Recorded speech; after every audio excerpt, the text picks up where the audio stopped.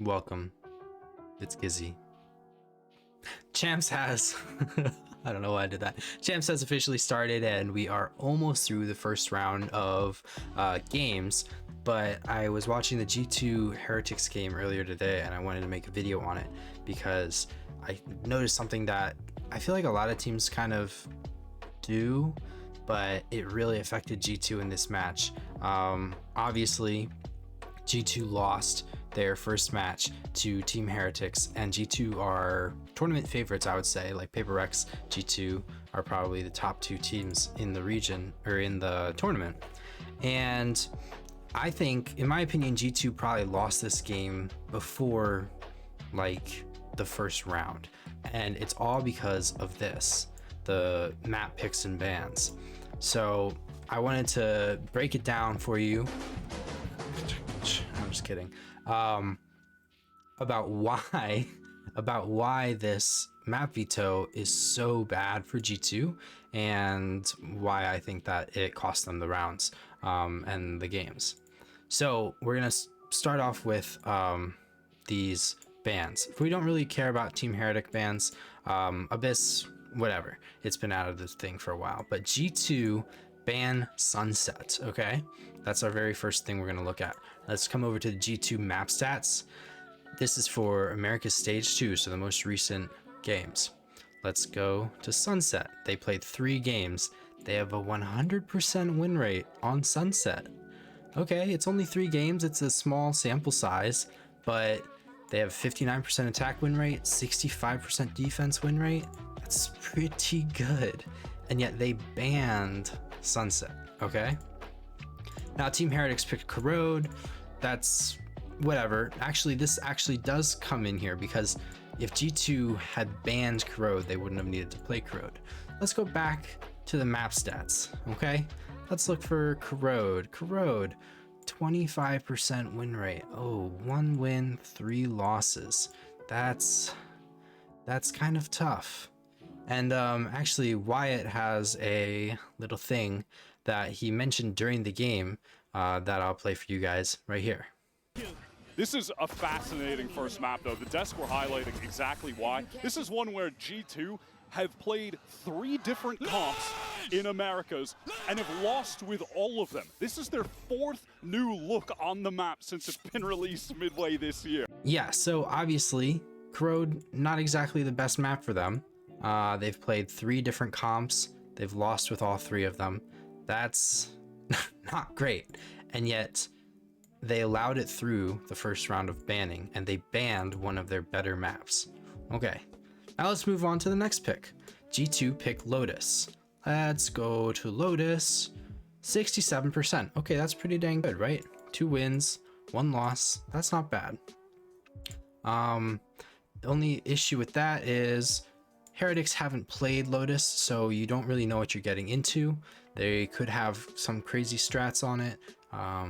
There's nothing to like anti against Heretics here, but that's not a huge deal because G2 have a pretty good Lotus, right? 62% defense win rate, 47% attack win rates. Yeah, that's whatever, but yeah, they have a good Lotus.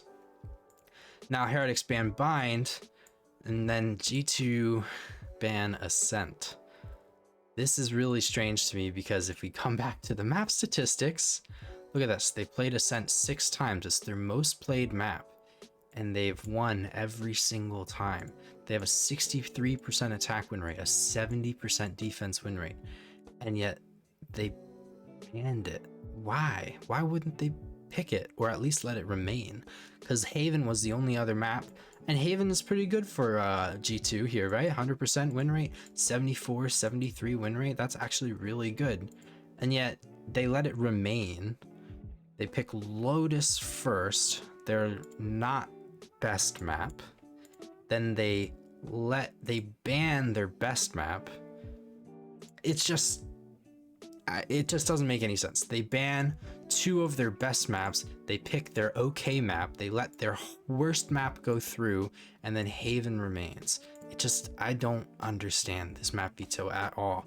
And that's why I think that Heretics were basically just a map up to begin the game, because Corrode was so bad for G2 And I don't even know, man. But anyways, let's get into some of the actual rounds as well.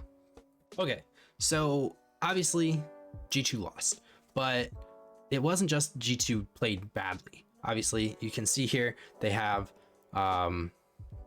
8 wins, 4 losses on the first half. And obviously that's because they were playing a double sentinel comp. On the defense side, it's going to be pretty good. The issue is it was not very good on the attack half, and that's partially because of the comp, partially because Heretics was just playing really well. And I do want to highlight one of the things that I think carried Heretics through this, which is Miniboo and his early round positioning. And you'll see this. I'm going to play 5 different clips for you here, and I want you to try and see the through line, okay? So I really do think this was a good pick. I like that they went for it, but now they have to make the most of it on this defense. Well, Miniboo gets off Okay. the start yet again. That was pretty good, right? Now let's skip ahead. We're going to come to the next round. Dizzy work. Anyway, Let's see what happens here. very early outlaw picked up here for Miniboo. Balan trying to play off this horn. Oh, okay. Miniboo gets the first kill. That's pretty good. All right, let's skip ahead. Field to favor defenders. As this standard wall from All right, what do you think is going to happen this time? Get that up on Good smoke. You know, G2's working mid. Of course, you can use it to walk down mid pressure, as Miniboo is doing right now. Oh, Miniboo gets a really good first kill on the leaf. Okay, let's skip ahead. 4 for 4 on first kills in this second half. He is the player on Wyatt Heretics speaking that truth you here. want to be heating up early, to be feeling All right, let's that see what happens this time. He is a player that just takes so many liberties. Oh. Wanted more, but isn't Another first kill, and it gets traded out there by Jogmo, but it's already 3 in favor of Heretics. That's not very good. All right, let's skip again one more time. G2 I'm gonna let you guys guess of course, what into this happens here. round with a lot of emphasis on controlling B main prowlers exchanged from both fades. Agro sends Trent scurrying. Sees. He caught Jorgamo there. He had no way of getting out. Another first kill. That's 5 first kills in a row for Miniboo. And this is the first 5 rounds of the attack half, or the defense half for Heretics. Okay, so obviously you can tell what I'm trying to say here. The Miniboo's positioning for these aggressive pushes in the early round is basically setting up Heretics for an easy win. And every single round where Miniboo got that first kill, these first 5 rounds of the attack half or defense half for Heretics, they won. They won 5 in a row there. And well, they win actually more than 5 in a row, but these were just the first 5 rounds and he got the first kills on each of these rounds. And that's something that I think Heretics did really, really well, is setting up Miniboo for these early engagements. You can see that, like, if we run this back, hang on. If we run this back, we can see we've got the arc rose. I couldn't remember what it was called. So they're gonna flash, they're gonna fade prowler. He throws the razor vines and Yoru TPs or Yoru flashes, and he has the fade right behind him, supporting him with the Odin. There's basically nothing that G2 can do about it. And they were basically, Team Heretics was basically playing the attack half, or the man, I keep doing that. Heretics were basically playing their defense half as if they were attacking the first little section of the map here. Like in A main, B main, several times Miniboo comes into mid as well, but he's mostly aggressive in the mains here. And they're able to do that because of the Yoru TP. And that's something that G2, although they did well on their defense half, they never really aggressed anywhere because they had double sentinels. And it seemed like G2 just didn't have an answer for that early round aggression on their attack half because they didn't expect to be pushed like that. And just to back up what I'm saying here about these first kills, Miniboo had on the corrode alone, he had 9 first kills, so only 3 first deaths. And overall on the maps, he was plus 16 or sorry, plus 10 with 16 first kills to 6 first deaths. So on Lotus, he continued this, although it wasn't as aggressive as Corrode was. And if we come to the attacking half, only 4 of those were on the attacking half. 5 of them were on the defense half. So he's actually going and seeking out fights on the defense rather than just taking the first engagement on the attack. Oh my god, he had 16 assists on just one half. Wait, yeah, Boo got 21 assists on Asher. Okay, that's pretty crazy too. I didn't even notice that. Sorry. And then on Lotus, again, only 3 first kills on the attack half and 4 first kills on the defense half. I'm not showing Lotus because it was basically just Woot go kill. You know, Woot had 23 kills. He was, as soon as he got an op in his hands, G2 basically just couldn't answer for it.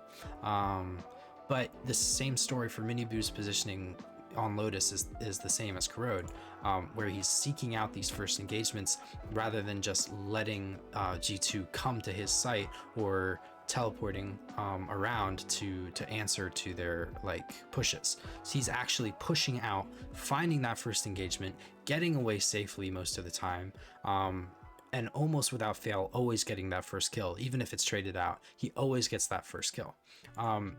So I don't want to take away anything about like, oh, G2 lost before the game even started, which I still think that they could have done way better if they had Ascent in their maybe Sunset or Haven instead of Lotus and Corrode, you know. But Heretics did play really, really well. So I don't want to take away from their win just by saying G2 did badly. Heretics found those mistakes from G2 and capitalized on them. And you know, I'm really excited to see how they fare in their next match. I think that G2 will be able to beat DRG. The DRG T1 game was really, really interesting and really fun to watch, but I mean, G2 should have the discipline to beat DRG and still make it through groups, I think. But yeah, I'm really, really interested to see Heretics versus T1.